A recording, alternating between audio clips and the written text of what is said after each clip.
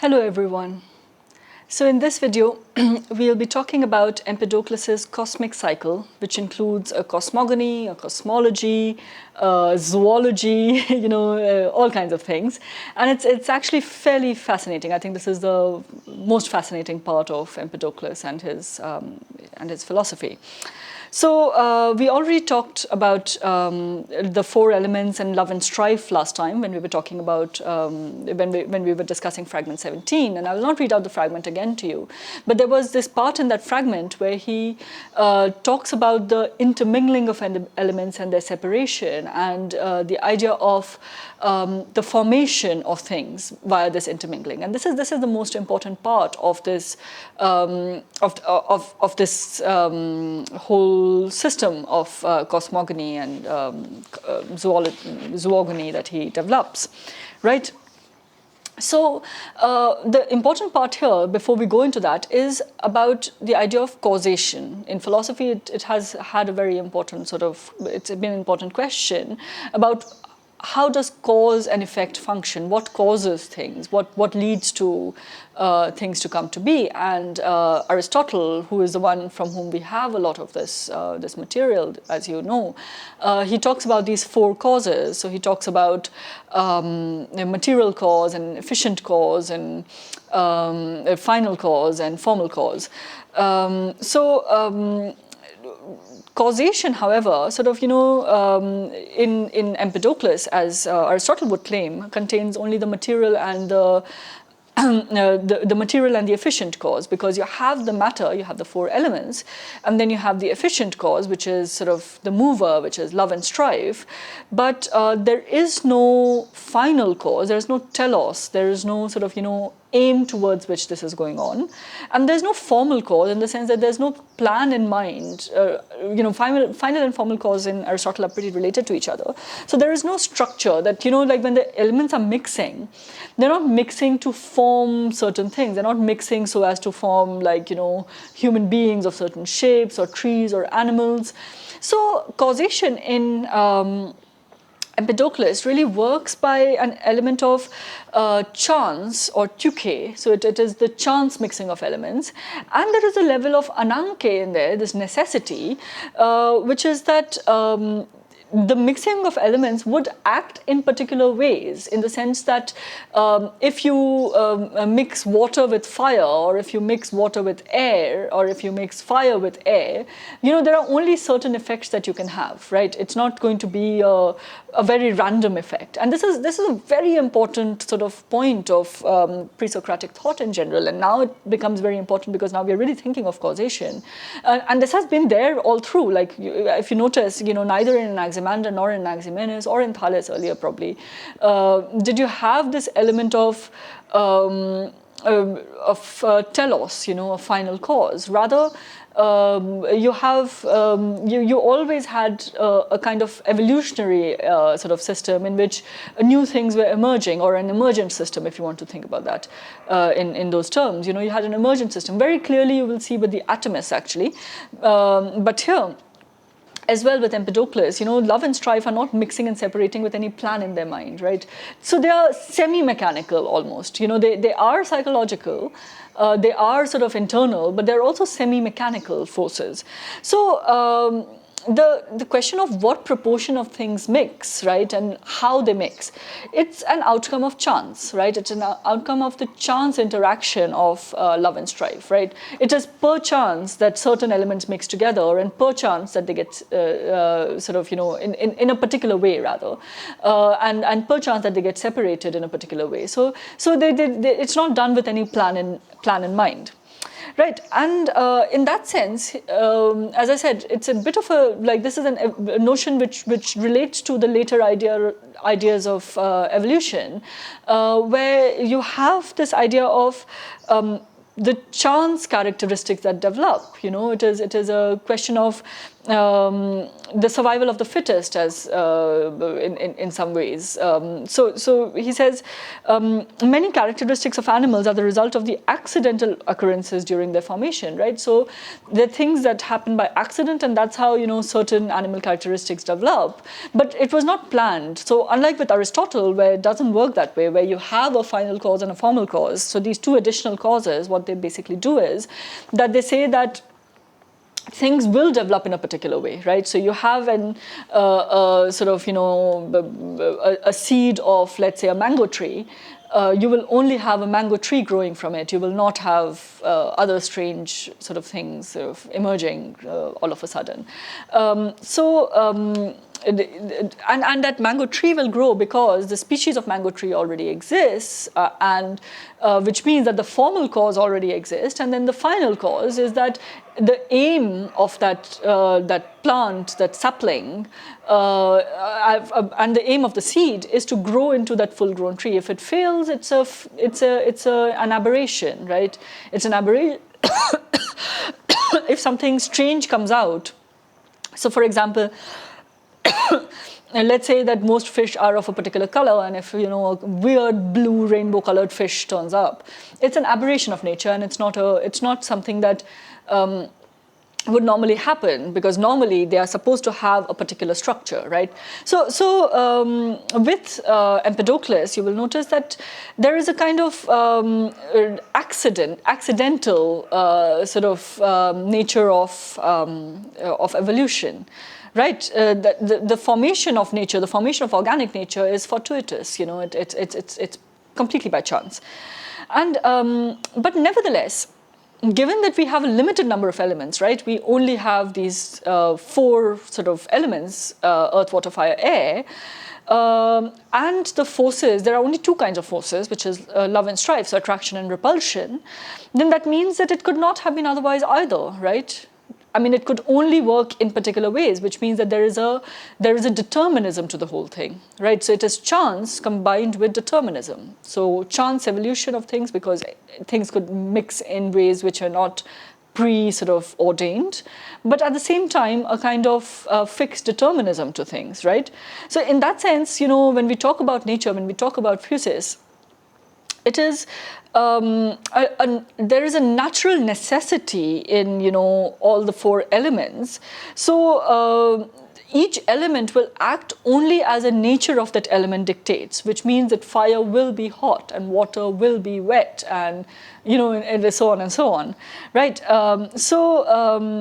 There is a chance in the mingling of things, but a necessity in what the limits of what would turn up, right? And in that sense, rain will fall necessarily. Flames would rise because it's inherent to their nature, right? It's a necessity. But let's say a portion of fire encounters a portion of water. Yes, the fire will be put out or the water will evaporate. But how they meet, when they meet, what proportion of them meet, whether in that case there will be the fire being put out or the water being evaporated, it's completely chance, right? There is nothing that dictates that it'll happen in this particular manner, right? So when we are talking about the cosmic cycle, which I said that's what I'll talk about, but this prelude was necessary. So when we're talking about the cosmic cycle, the formation of the cosmos is not designed. There is no design to it. There is no purpose to it. It's just a result of a clash between these 4 elements, between these 4 material substances, and each is driven by a kind of internal, like it's a chance sort of mixing, driven by an internal necessity of their nature, by forces that act upon them, because they are passive elements, right? So again, they are made to move. There is a necessity there as well, but how they move is chance, and the actual sort of mixing of elements is chance. But what happens when they mix? It depends on the proportion that they mix in. So the proportion is chance, but what will happen is by necessity. right? So think of it as a chemistry experiment, really, So things would react in particular ways. So if you add, certain acid to certain sort of base, what will happen is determined, but how much will go in and whether this will happen or not, and whether they encounter each other in the first place is chance. Yeah. So with that prelude, let's look at the cosmic cycle of Empedocles. So in this cosmic cycle, he mentions this sphere again and again. So there is this mention of this sphere, and let me see if I can find a very quick sort of quote out here, where he says,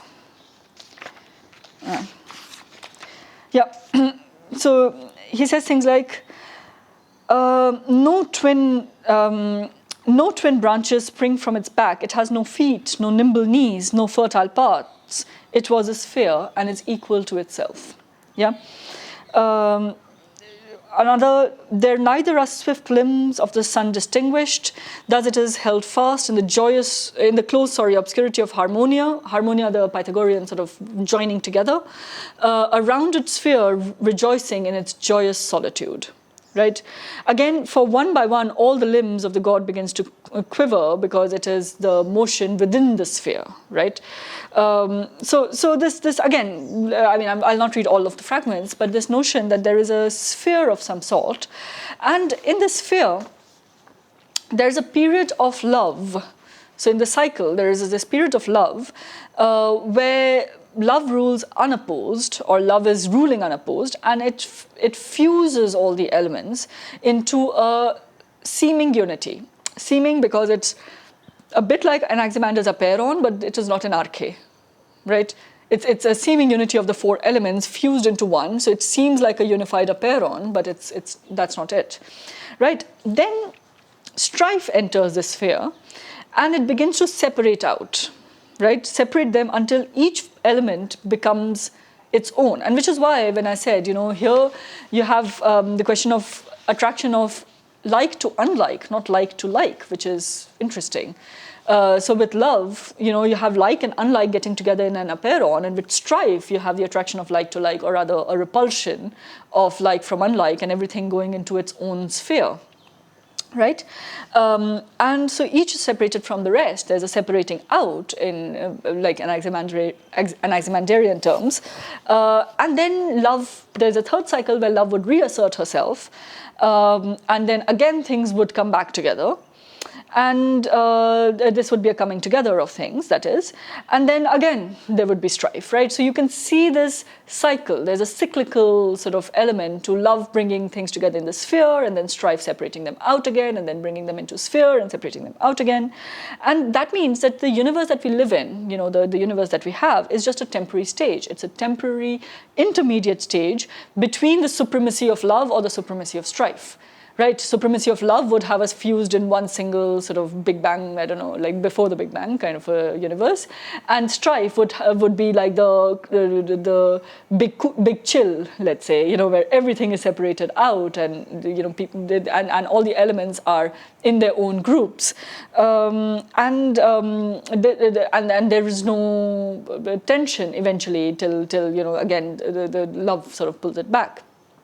Right, so in this succession of separating out and coming together, you will have a succession of worlds, right? You will have a succession of worlds, and in that sense, there is nothing that is perishing, right? There's nothing that is being born. You have a fixed number of infinite elements. You have no energy that is outside of the world. You have no sort of elements that are born and die. Rather, there is just a intermingling. There's no perishing. There's just a, strictly speaking, there's only a mixture of elements, and that means that the world results from the formation of compounds, let's say, from these original elements. And formation of compounds by the mixture of these original elements in certain proportions, because again, it's not fixed that they will mix in this particular way or that particular way, and which means that every single successive world could look different. And this is important because unlike with later Stoics, for example, where it's the same world that will turn up again and again, here, a completely different world will turn up. So that means that time is cyclical but linear. right? There's a cycle to love and strife, but it's also progressing linearly in the sense that you have new worlds turning up, and the new world may have nothing to do with the old world, because the next time how they mix is a question of chance. Yeah.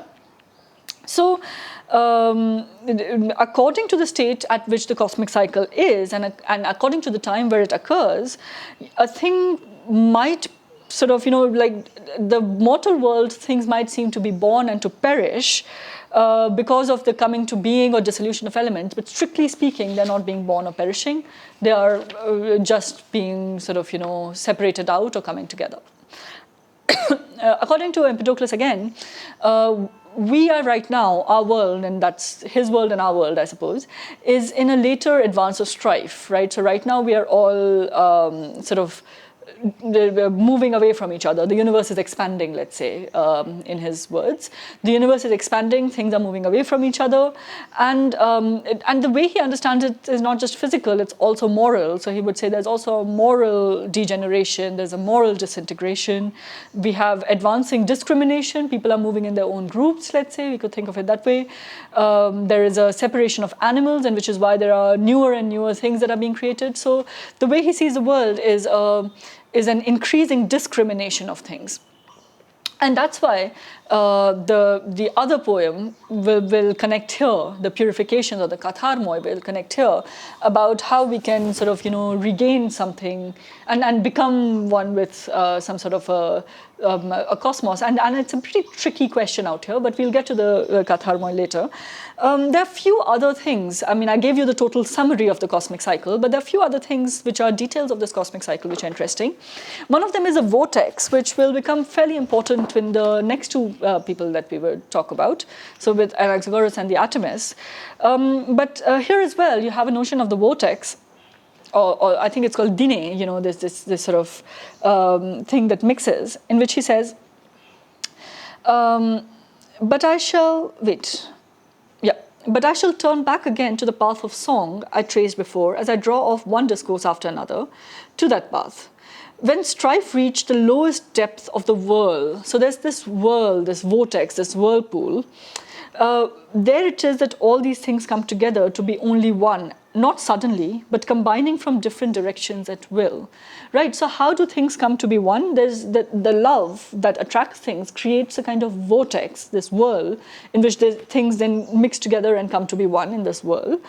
And as they mingled, countless tribes of mortal things poured forth, but many remained unmixed, alternating with those that were being mixed. All those that strive still held back from above. So while love is acting, we are saying supremacy of love, but strife is also acting, and vice versa, right? When strife, there's a supremacy of strife, love is also acting, right? And which is why it's not a homogeneous mixture ever.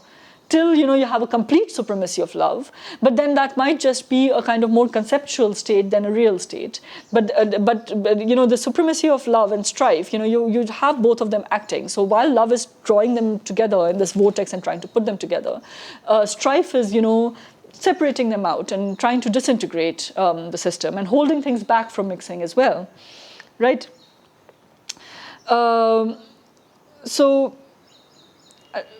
Yeah, for it had not all yet retired blamelessly to the further limits of the circle, but in some of the limbs it remained, while from others it had withdrawn, right? So strife had remained in some parts, and from others it had withdrawn. As much as it was always running ahead and escape, so much was it always pursued by a gentle, immortal impulse of blameless love, right? So love is also trying to win back and, get things together. Then straightway, those things grew mortal that before had learned to be immortal, and those that were unmixed before became mixed as they exchanged their parts. And as they mingled, countless tribes of mortal things poured forth, fitted with forms of all kinds, a wonder to look upon, right? So as this mixture happened and this struggle really happened between love and strife, all kinds of things in the world sort of came into being. So what's going on with Empedocles, and if I can find this other fragment, which I was looking for, where he talks really about the kind of things that are born. So this is from Aetius, where he describes his, or maybe we'll read the other one. We'll read both, one from Aetius, one from Aristotle, where he quotes him. So Empedocles held that the first generation of animals and plants were not complete, but consisted of separate limbs not joined together. The second, arising from the joining of these limbs, were like creatures in dreams. The third was a generation of whole-natured forms. And the fourth arose no longer from the homogeneous substances such as earth or water, but by intermingling, in some cases as the result of the condensation of their nourishment, in others because feminine beauty excited the sexual urge, and the various species of animals were distinguished by the quality of mixture in them, right? So you have these stages of the formation of animals where in the first stage, they were like separate limbs not joined together. So you had just, I mean, it's a horrifying idea, like in my mind. Again, you know, maybe some kind of a surrealist painting, where you have all these limbs floating about, like different parts of the body, and not sort of forming a body properly. Then later you have these things forming bodies, but bodies like in creatures of dreams. So you have all these monsters. You have the centaurs, and you have the satyrs, and you have maybe, you know, the chimeras. So where you know, the body of one thing mixes with the body of another thing, you have the mixture of different bodies. Then the third was a generation of whole-natured forms, you know, so more like our bodies, I suppose, or the forms that we see around us. And the fourth arose no longer from the homogeneous substances such as earth or water, but by intermingling. And so once these creatures began and they were capable of sexual reproduction, then they created new creatures. So you see how the cycle goes. So first there's a mixture, because of love and strife, of things that are just members of the body, so organs without bodies, I think, as I think, was it Deleuze or Zizek? I'm always confused those two. Right, these are organs without bodies, right? I think it's Deleuze, which are sort of, you know, floating about. And then you have a second stage where these the organs get together to form strange bodies, which perhaps cannot sexually reproduce because that capability is not left for them. And perhaps there are also strange bodies that are produced which don't even live, you know, because they have not, like, let's say there is some essential part, lungs missing or heart missing or something, right? So they don't really mix. And then third, finally, you have bodies that manage to live, so survival of the fittest, plus manage to reproduce. And so then the fourth stage, you will have you know, sexual reproduction and the world that we have around us. So here again we have from Aristotle, and these are lines that he has quoted, where he says, here sprang up many faces without necks, arms wandered without shoulders, unattached, and eyes strayed alone in needs of foreheads. So yeah, very surreal, I have to say. Second stage, you have, but as one divine element mingled further with another, these things fell together as each chanced to meet other, and many other things besides these were constantly resulting. And then, with rolling gait and countless hands, many creatures were born with faces and breasts on both sides, right? Man-faced ox progeny, so ox with a face of a human, while others again sprang forth as ox-headed offspring of man, ox face and body of man, minotaur probably, creatures compounded partly of male, partly of the nature of female, and fitted with shadowy parts. Right? So as you see, the stage 2, where there's this mixture of different parts. Third stage, you have, come now, hear how fire, as it was separated, raised up the nocturnal shoots of men and pitiable women. It is no erring nor ignorant tale. Whole-natured shapes first sprang up from the earth, having portion of both water and heat. These fires sent up, wishing to come to its like. They did not yet display the desirable form of limbs nor voice, which is proper to men. And then the race of men were produced from the earth. The day lasted as long as a period of 10 months does now, because of the slowness of the sun's motion.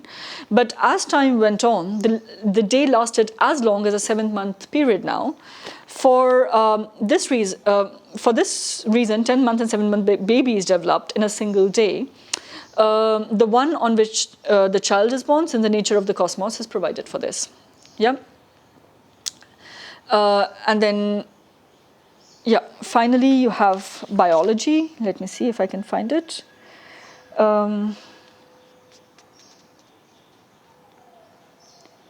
Yeah, so some things are equipped with horns and teeth and stings, but hedgehogs have sharp hairs bristling on their backs. And then, thus do tall trees bear eggs, first olives, for the egg is a fetus and the animal is produced out of part of it, while the remainder is nutrient. Right? So you have a whole, I'm not going to read all of these, I'll share this text with you so you can read them for yourself. So you have a complex sort of biology that he develops from a zoogony. Right, there is a zoogony, and the zoogony comes from a cosmogony, and I think we did not talk about cosmogony. We talked about the cosmic cycle, but there is a bit of a cosmogony as well, where he talks about, let me see, the different stages in which you again have a bit of a separating out of things, which you could think of Hesiod, or you could think of Anaximander, where he says, the aether was first to be separated off, next fire, and after that the earth. From the earth, as it was excessively constricted by the force of rotation, sprang water. Then another one in which he says that air was separated off from the original mixture of elements, flowed around in a circle, etc., etc. Then you also have the shining form of the sun is not shown, nor the shaggy might of earth nor sea. And then you have a cosmogony in which he's talking about the different stages of the world. So he talks about the present world, the previous world. So not just zoogony, which is, I think, much more interesting, but you also have the idea of the earth, the sea, the sun, so different parts of the world sort of coming together and separating out. And as I said, I'll not go into too much detail about these. You can read them for yourself if you're interested. So what is more important is this idea that we understand of this coming together of elements, the separating out of elements, the formation of the world through chance and necessity, and the system of causation, the fact that there is inert matter and sort of external force, and these external forces are both mechanical to some extent, but also they act with a purpose, which means that they are sort of conscious forces, but they are not godlike forces which have a plan in the sense of they want to produce a particular world, and that means that you have a system of evolution where new things can turn up, and then you have a system of survival of the fittest that in certain cycles nothing would survive, or you would not have a new progeny simply because they're not capable of sexual reproduction, because there's a mechanical mixture, so maybe new limbs and new things are created, but maybe they don't form a cosmos like ours. Maybe it's a strange, broken cosmos where nothing happens. But you have very strongly, as you can see, the idea of successive worlds. You have an idea of successive and innumerable worlds, because the cycle doesn't end. He never talks about this end of the cycle. So it's not that. So we are right now, he says, in this later advanced stage of strife. But then what does that mean? That means that we are disintegrating. We are we are separating out, we are getting further apart, the universe is expanding. And in this expanse, it is going further and further away till you will have, let's say, the complete supremacy of strife, where then all elements will be separated out and you will have nothing really, no real movement, till then the element of love pulls them back together.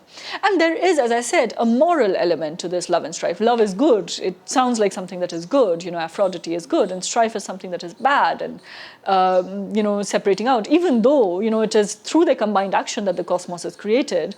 But there is a moral tone to it, that it is better to sort of like, the world of love is better where everything is mingled together, even though I suppose if everything was completely mingled together, we would not exist, right? We can only exist in this intermediate stage of mixture, where chance and necessity has produced us, and now we are able, through, again, the action of love, I suppose, to reproduce ourselves. But then so love is working in that sense, and that's why this will connect us to the next section that we'll talk about purifications. So love functions even within us, right, in that sense. That this attraction is mechanical, but also there's a mechanical, I suppose, attraction, but which is also a psychological attraction, which manifests itself as psychological attraction when humans get together, right? When animals get together.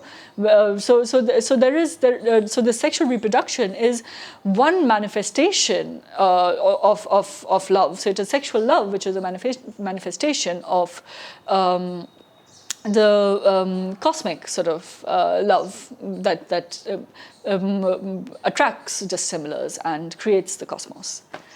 So yeah, so in the next video, we'll talk about purifications, and that will be the last video on Empedocles. Thank you.